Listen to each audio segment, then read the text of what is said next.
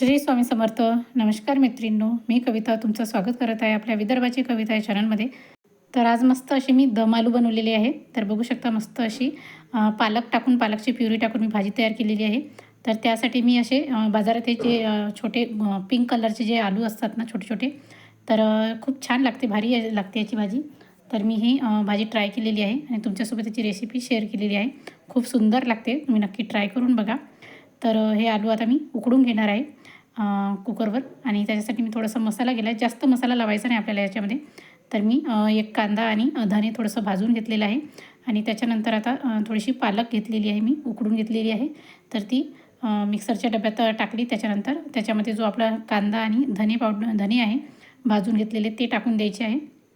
आणि आता हे आपल्याला छान मिक्सरवर पेस्ट फिरवून घ्यायचं आहे.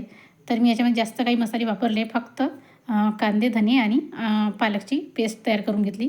त्याच्यानंतर बघू शकता इथे आलू आपले छान उकडलेले आहे. आता हे आपल्याला सोलून घ्यायचे आहे. खूप छान होते याची भाजी, तुम्ही नक्की ट्राय करून बघा, तुम्हाला खूप आवडेल. तर बघू शकता आता आपले आलू छान सोलून झालेले आहे. आणि आता आपल्याला याला छान फोकच्या साह्याने छान असे होल पाडून घ्यायचे आहे. म्हणजे याच्यामध्ये छान आपला जो ग्रेव्ही आहे तो चालला जाईल आणि म्हणजे छान शिजून जातील आपले आलू पण. तर आता हे मी असं करून घेतलेलं आहे. आता कढईमध्ये अंदाजे 2 चमचे मी तेल घेतलेलं आहे. आणि आता तेल गरम झालं की आपल्याला याच्यामध्ये सुरुवातीला पहिल्यांदा तेजपान घालून घ्यायचं आहे. तर मी तेजपान टाकलेलं आहे. त्याच्यानंतर थोडंसं हिंग टाकलेलं आहे साठी. हिंगाची फोडणी छान लागते भाजीला. त्याच्यानंतर आता आपल्याला जिरे आणि मोहरी याची फोडणी घालायची आहे. तर तेजपान छान तडतडलं की त्याच्यानंतर आपल्याला याच्यामध्ये जिरे आणि मोहरी घालून घ्यायची आहे.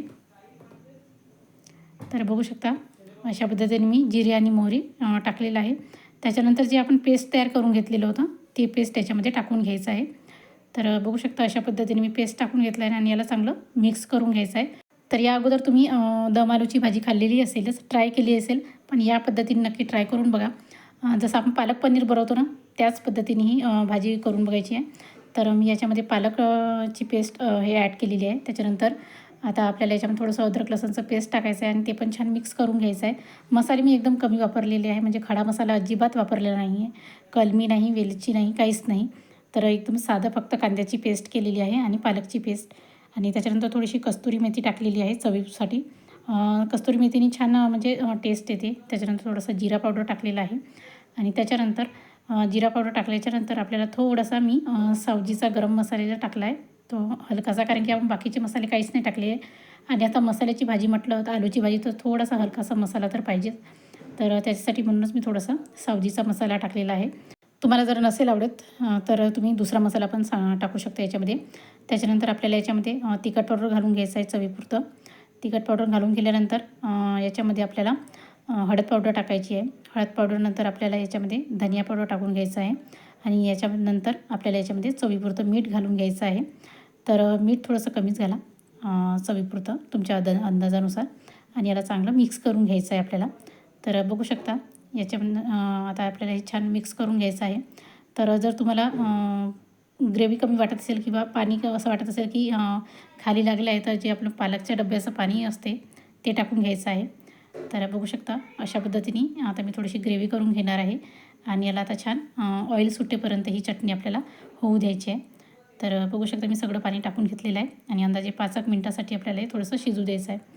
शिजून झालं की त्याच्यानंतर आपल्याला हे जे आलू आहे आपले छान उकडून घेतलेले, ते आलू याच्यामध्ये टाकून द्यायचं आहे.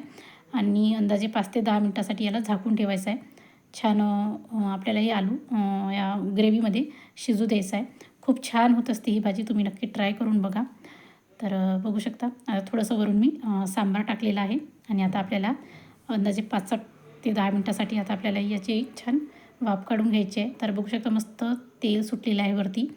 आणि आता भाजी आपल्याला छान शिजलेली आहे. तर आता आपल्याला अजून 5 मिनिटं याची वाफ काढून घ्यायची आहे. आणि बघू शकता मस्त असं तेल सुटलेलं आहे भाजीला. तर आता आपल्याला याच्यामध्ये गरम पाणी करून टाकायचं आहे. कारण की भाजी अशी सुकी तर आपण खाणार नाही, तर ग्रेव्ही पाहिजेच. तर त्यासाठी मी सुरुवातीला अगोदर पाणी गरम केलं थोडंसं आणि ते आता पाणी याच्यामध्ये ॲड करून घेतलेलं आहे. तुम्हाला हवं तेवढ्या प्रमाणात तुम्ही याला भाजीला रस्सा करू शकता, कारण की आपली ग्रेव्ही छान घट्टच आहे. तर पातळ होणार नाही आणि अजून 5 ते 10 मिनिटं आपल्याला शिजवायची आहे, त्याच्यामुळे अजून घट्ट होईल. त्याच्यामुळे तुम्हाला जेवढी पातळ हवी आहे तेवढी तुम्ही भाजी पातळ करू शकता. तर अशा पद्धतीने मी आता पाणी टाकून घेतलेलं आहे कोमट आणि आपल्याला 5 मिनटं याला शिजू द्यायचं आहे.